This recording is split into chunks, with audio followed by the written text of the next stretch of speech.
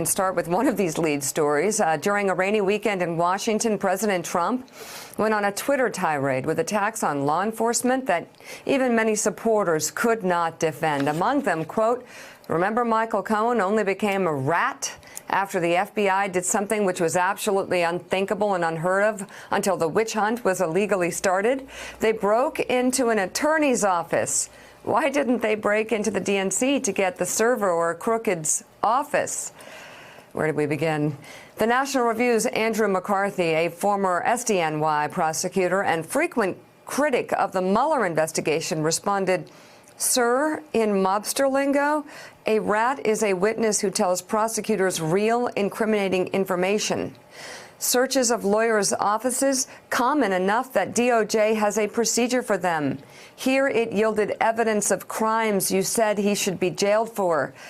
You should stop." Let's stop right there for a second. Noah Rothman, it's significant that Andy McCarthy, who has sort of carved a place for himself, not only at National Review, but also on Fox News, as a frequent critic of the Mueller investigations, is now coming out and becoming more and more critical of the president, it seems, by the day, suggesting that what's happening actually is not a conspiracy, and especially telling the president this weekend he should just stop.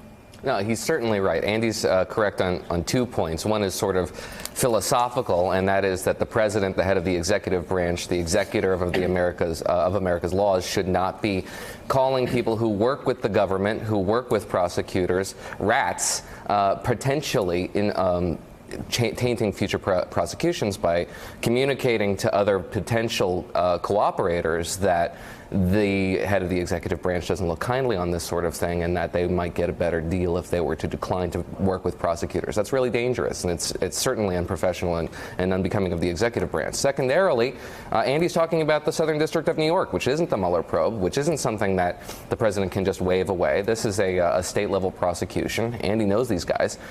He thinks they're very professional, and I think he's right. The charges that were brought against Mr. Cohen and the charges that are being investigated that are linked to the president are very serious, and that's the kind of thing that he can't just make go away with an executive order. And so the president is behaving like he's in real trouble, and I think he's right.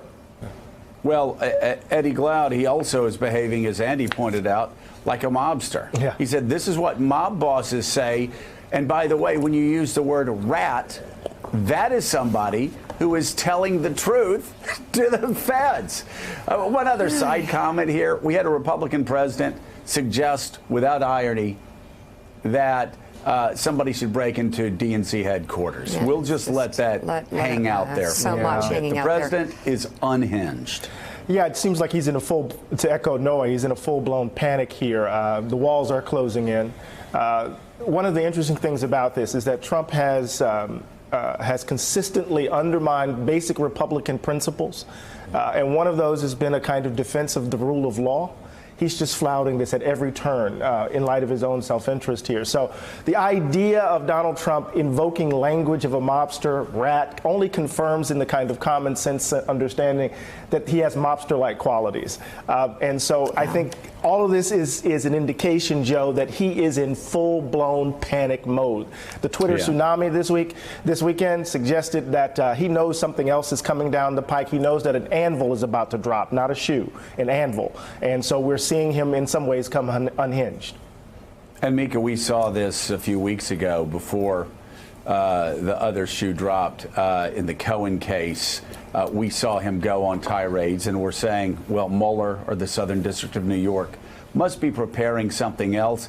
I think here, though, with every organization he's ever run, as the Washington Post said, seemingly under investigation now. Yeah. This is a president who really does feel the walls closing in on him very quickly. It's hard not to worry about the impact of whatever deflection is coming. Trump continued the complaints, this time against his former attorney general, writing, Jeff Sessions should be ashamed of himself for allowing this total hoax to get started in the first place. Later writing, they are entrapping people for misstatements, lies, or unregulated things that took place many years ago.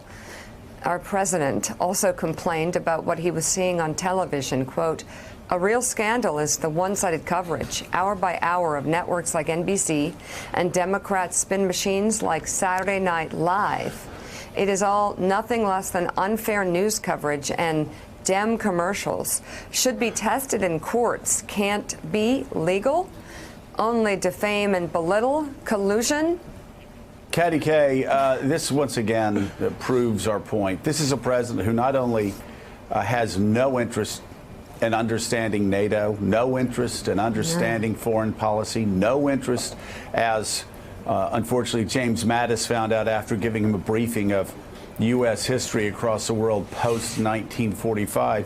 He also has no interest in really understanding the First through the 10th Amendments or the Constitution of the United States. He's suggesting here that a comedy show have an injunction slapped against it because it is critical of a politician.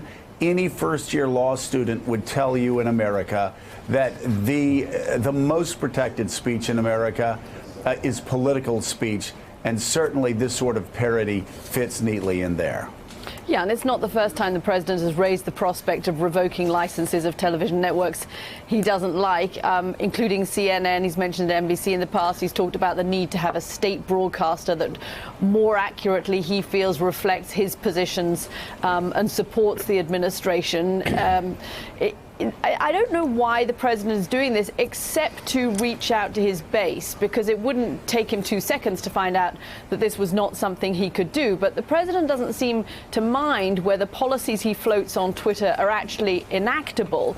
What matters to him is whether they reach his base of supporters. And the polling that we've seen over the course of the weekend that shows that he's stuck at 38%. You've spoken about this several times, Joe, that he is not, since the midterms, making an effort to expand his base. He is pitching again and again to his base. And the only purpose of these tweets, as far as I can see, is for him to remind his base that they need to be angry about something, that they need to be angry about SNL, or they need to be angry about CNN. And that's what he seems to be doing with these tweets, because they have no policy implication. Thanks for checking out MSNBC on YouTube, and make sure you subscribe to stay up to date on the day's biggest stories. And you can click on any of the videos around us to watch more from Morning Joe and MSNBC. Thanks so much for watching.